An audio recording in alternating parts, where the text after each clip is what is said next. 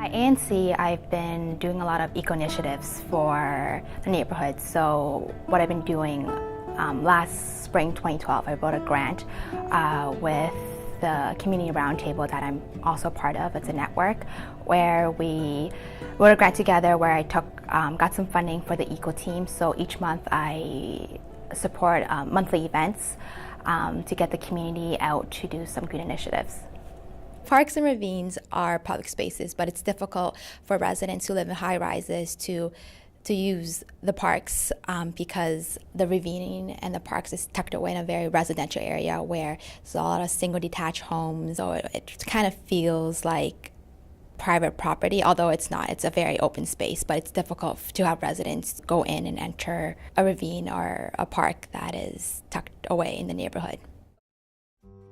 The very first event that I attended was in part with the Jane's Walk in our Victoria Village neighborhood, and it was an eco walk through our neighborhood with all of our neighbors. The reason I went on the walk was so that I could get to know it. I've lived here for 5 years, but I hadn't really experienced the park because I was a little intimidated. So going with all of our neighbors and the different people gave me a chance to go through the park and get familiar with it. One of the events that I went to recently was a tree planting that was offered through the hub. We planted about 200 trees in the Charles Sorrel Conservation Area.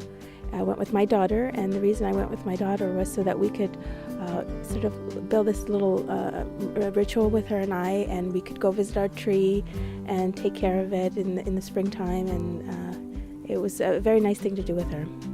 The last event that I did through the park was I attended a Toronto Field Naturalist walk, a guided walk with a very experienced guide.